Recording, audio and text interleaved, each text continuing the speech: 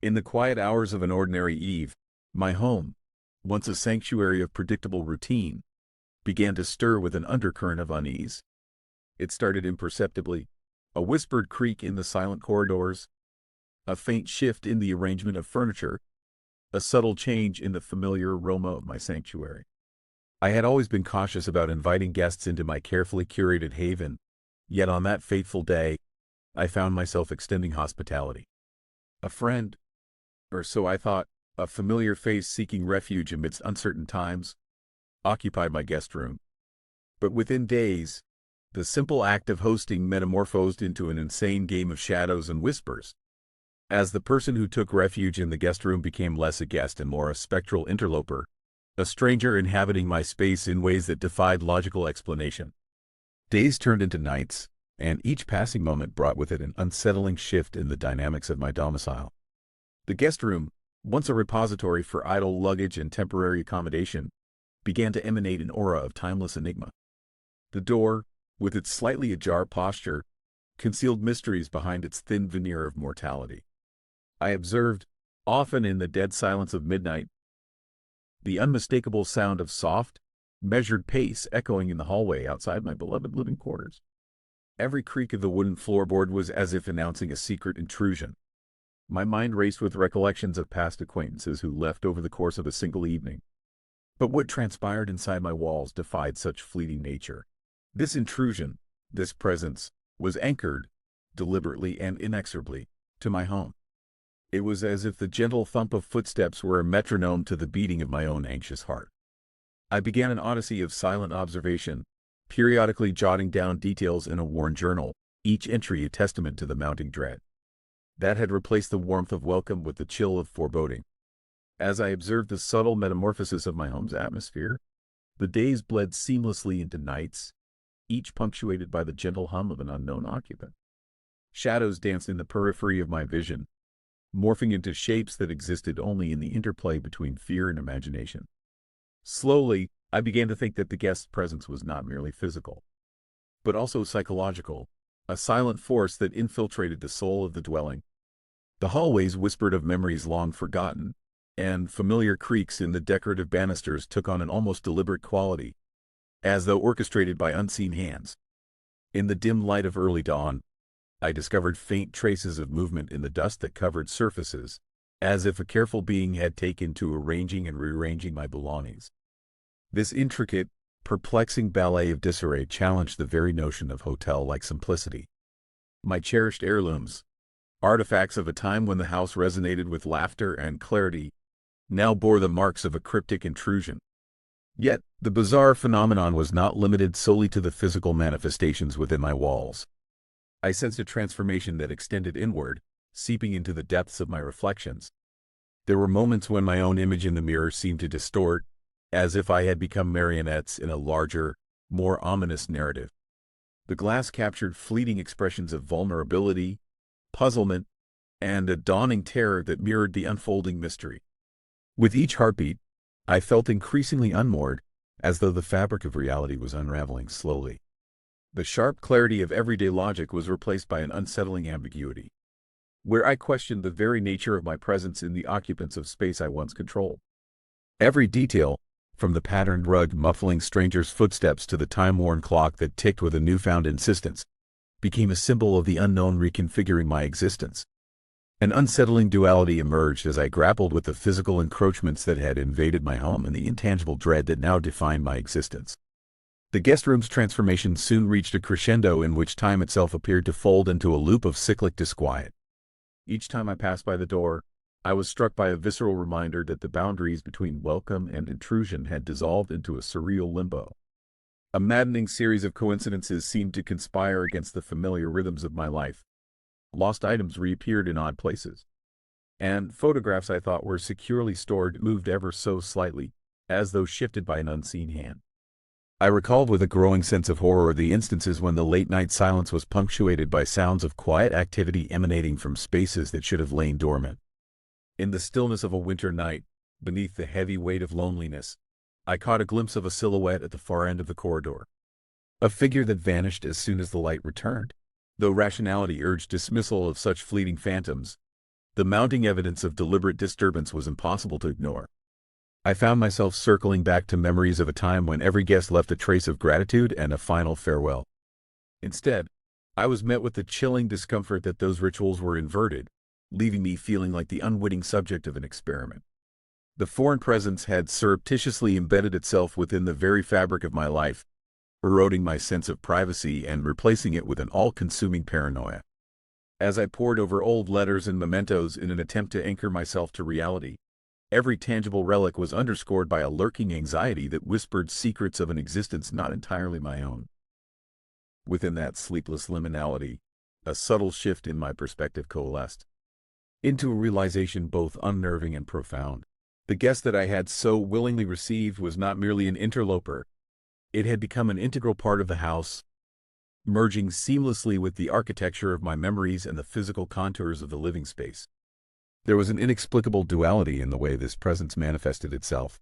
It was as if the stranger was both an external invader and an inevitable shadow of my own internal conflicts. I began to notice small alterations beyond the guest room itself. The hallway outside started to sound as though it carried residual echoes from epochs past. Old photographs, pinned neatly above the mantel, once displayed smiles and kind eyes, now seemed to be watching me with a gravity that felt accusatorial. During the twilight hours, I became keenly aware of fleeting patterns in the way light refracted through the window, casting angular shadows that mimicked the contours of a furtive observer. As the days advanced, the creeping presence began to leave its mark on the very air I breathed. There was a persistent chill that no amount of warmth from the radiator could dispel. In the silent passages of the evening, I felt a presence that hovered at the edge of discernment, a palpable tension intermingled with a whisper of existential dread. The more I observed, the more I suspected that the stranger was methodically dismantling the familiar order of my life, piece by piece, sliding silently into the void between security and disarray. With a growing sense of urgency, I set out to document every ephemeral detail, every inexplicable occurrence that testified to the shift in sovereign space that had once been mine alone. As the nights grew longer and the walls seemed to murmur secrets in languages unknown, an unsettling tension began to coalesce into an almost tangible presence that roamed every hall and chamber of the house. I took to wandering the rooms with a measured trepidation, every step along the creaking floorboards echoing like the drumbeats of an inevitable confrontation. In one particular exploration, the eeriness of the abode reached a crescendo at a time when the autumn wind howled outside, setting the ancient trees into a macabre dance against the window panes. Amid the somber glow of a solitary lamp, I traced the contours of the shadows cast upon the walls, each shape a distorted mirror of my inner turmoil. The guest room, with its door stubbornly half-closed, loomed as the epicenter of this unfolding mystery. Within it, seemingly inconspicuous objects had rearranged themselves in ways that defied explanation. A single wine glass placed precariously atop an old, dusty book. Personal prescriptions that appeared to belong to someone unknown. The faintest whisper of a perfume that I did not recognize wafted in the air. Every detail, no matter how benign, now resonated with the possibility of a malevolent intent. In that moment, the home that had once sheltered my secrets, dreams, and quiet joys transformed into a stage for an enigmatic performance of psychological invasion. The boundaries between outer reality and inner fear blurred as the ambiance shifted from calm to chaotic. The systematic erosion of the sanctity of my personal space was executed with an almost artistic precision that rendered me helpless in the face of its orchestrated intrusion. I began to record these observations with an obsessive fervor, supplementing my scattered thoughts with notes meticulously logged in the dim light of the study. This act of chronicling, initially a desperate bid to make sense of turmoil, gradually became a ritual, one that tethered me to the realm of certainties, even as the abstract began to dominate my every waking moment. With the cumulative weight of nightly disturbances and psychological infiltration bearing down upon me, I reached a point where the delicate balance between skepticism and dread was irreparably shattered. The very essence of my home, once defined by order and familiarity, now pulsed with an alien energy that challenged everything I held dear about my own existence. I resolved to confront the mystery head-on, determined to pierce the veil of uncertainty that had settled over my days and nights. In the dim light of an overcast afternoon, I embarked upon a methodical investigation to piece together the puzzle that had transformed my sanctuary into an uncanny labyrinth of shifting realities.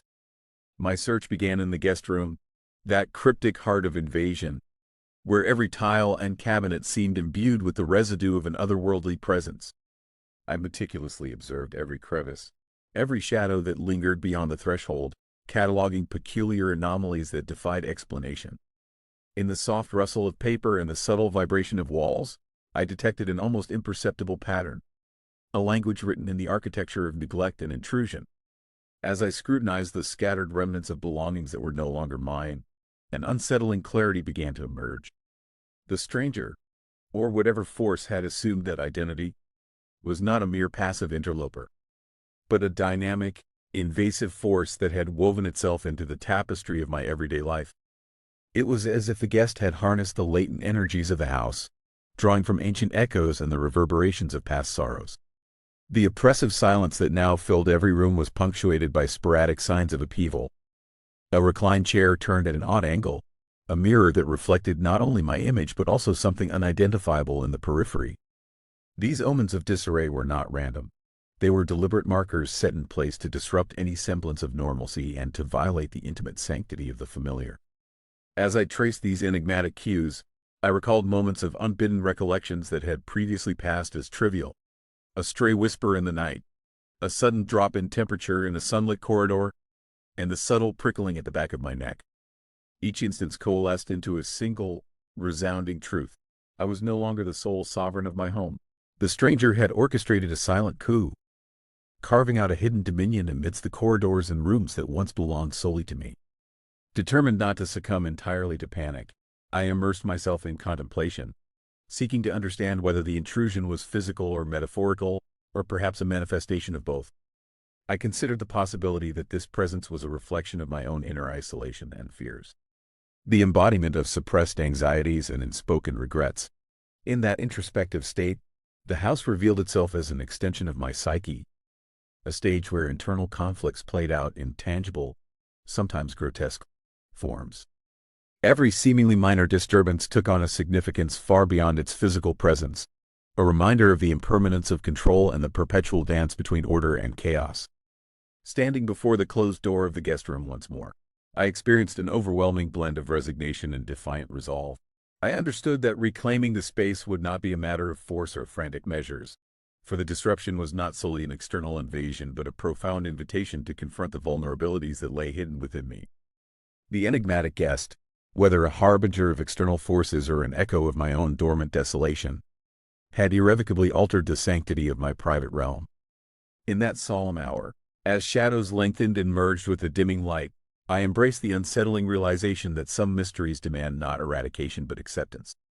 The guest room would continue to be a nexus of uncertainty, a small domain where the boundaries between the tangible and the imagined blurred into a mosaic of perpetual ambiguity. This journey, fraught with silent terrors and introspective revelations, taught me that life is an ever-evolving tapestry of light and shadow. Every moment, laced with both beauty and dread, offers a glimpse into the fragile nature of our existence. And so, in the quiet aftermath of that turbulent day, I chose to honor the duality of my reality. I accepted that even within the sanctum of my own home, there could reside an unexpected guest, a mirror reflecting the hidden corridors of my soul and a reminder that sometimes the most profound transformations emerge from the subtle interplay of fear and acceptance.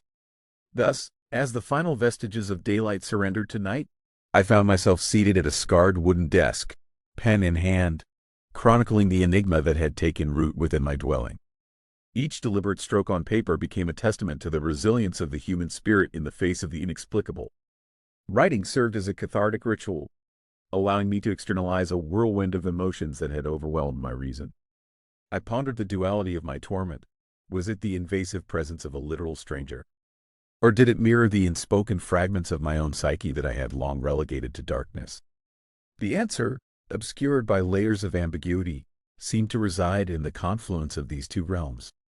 In surrendering to the mystery, I did not concede defeat. Instead, I embraced the idea that some forces are meant to draw us inward, guiding us toward introspection and eventual transformation. I resolved to acknowledge every quiet creak and subtle whisper as messages from the void, reminders of the fragile line that separates certainty from the unknown. Gradually, the oppressive tension began to wane, replaced by a subdued ambience tinged with both melancholy and a newfound hope. I came to understand that the enigmatic guest in the room would always remain an indelible part of my story, a spectral mirror reflecting the hidden corridors of my soul and a symbol of life's perpetual interplay between fear and acceptance. In that quiet resolve, I welcomed the future with cautious grace. Now,